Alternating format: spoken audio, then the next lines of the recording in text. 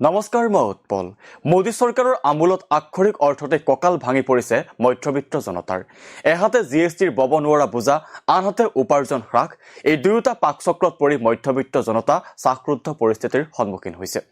কেইবাটাও গৱেষণা আৰু সমীক্ষাই এই আশংকাও প্ৰকাশ কৰিছে যে লাহে লাহে বিলুপ্ত হৈ যাব মধ্যবিত্ত শ্ৰেণী। ইয়াৰ বিপৰীতে সমাজ প্ৰত্যক্ষভাৱে ধনী আৰু দুখীয়াৰ নামত ভাগ হৈ পৰিব।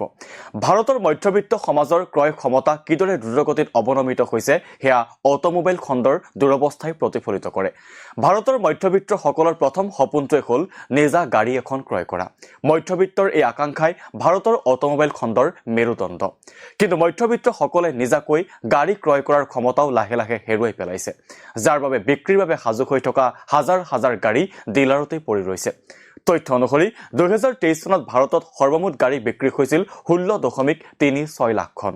ইয়াৰ ভিতৰত দুচকীয়া, তিনিচকীয়া আৰু চাৰিচকীয়া বাহনো সোমাই আছে। কিন্তু 2024 চনৰ 1 ডিচেম্বৰ পৰ্যন্ত 13.87 লাখখন গাড়ীহে বিক্ৰী হৈছে। অৰ্থাৎ যান বাহনৰ বিক্ৰী এটা বছৰত 15.26% হ্ৰাস পালে। উল্লেখ নিষ্প্ৰয়োজন যে দুচকীয়া বাহন এখন কিনাৰ ক্ষমতাও ক্ৰমশ নোহোৱা হৈ আহিছে, যাৰ বাবে 2023 চনত 11.95 লাখখন দুচকীয়া বাহন বিক্ৰী হোৱাৰ বিপৰীতে 2024 চনত 9.56 লাখখন দুচকীয়া বাহনহে বিক্ৰী হৈছে। কেৱল বাহনেই নহয়, খাদ্য সামগ্ৰীও ক্ৰয় কৰিবলৈ এৰিছে মধ্যবিত্ত জনতাই। ভাৰতৰ খাদ্য সামগ্ৰীৰ বজাৰ মধ্যবিত্তৰ ওপৰত সম্পূৰ্ণৰূপে নিৰ্ভৰশীল, কাৰণ গ্ৰাহকৰ ভিতৰত 31% মধ্যবিত্ত শ্ৰেণীত পৰে। কিন্তু মধ্যবিত্ত ৰাইজে বজাৰলৈ যাবলৈ এৰিছে সেয়া অকপতে প্ৰকাশ কৰিছে কেইবাটাও আগশাৰীৰ কোম্পানীৰ চিঅ'এ। নেছলে ইণ্ডিয়াৰ চিইঅ সুৰেশ নাৰায়ণনে প্ৰকাশ কৰা অনুসৰি খাদ্য আৰু অন্যান্য বেভাৰেজ খণ্ডত বিকাশৰ হাৰ সাধাৰণতে 2টা অংকত থাকে। কিন্তু এতিয়া 1.5 পৰা 2% এই হাৰ অৱনমিত হৈছে। ঠিক একেদৰে হিন্দুস্তান ইউনিলিভাৰৰ চিইঅ ৰোহিত জাৱাই প্ৰকাশ কৰা অনুসৰি নগৰাঞ্চল, বিশেষকৈ ডাঙৰ চহৰসমূহত দ্ৰুতগতিত বিক্ৰীৰ হাৰ কমিছে। ব্ৰিটেনিয়াৰ চেয়াৰমেন বৰুণ বেৰীৰ মতে নগৰাঞ্চলত ঘৰুৱা ব্যয় বৃদ্ধি পাইছে, কিন্তু একে সময়তে বৃদ্ধি পোৱা নাই দৰমহা অথবা মজুৰি।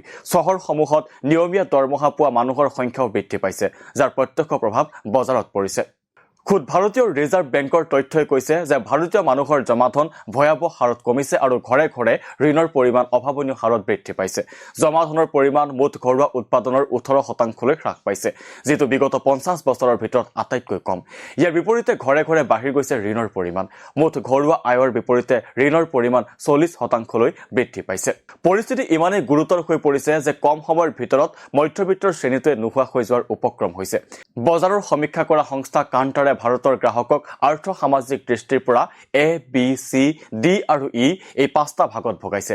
2024 চনত প্ৰথম 2 শ্ৰেণীৰ গ্ৰাহকৰ সংখ্যা 45.5 আৰু 30.8% বৃদ্ধি পাইছে। একে সময়তে চি, ডি আৰু ই শ্ৰেণীৰ গ্ৰাহকৰ সংখ্যা 40.1% হ্ৰাস পাইছে।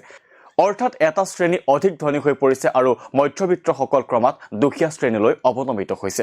কিন্তু সেই একেই সময়তে জিএছটিকে ধৰি অন্যান্য কৰ, জৰিমনাৰ বোজাই কান্ধ কোজা কৰি পেলাইছে মধ্যবিত্তসকলৰ।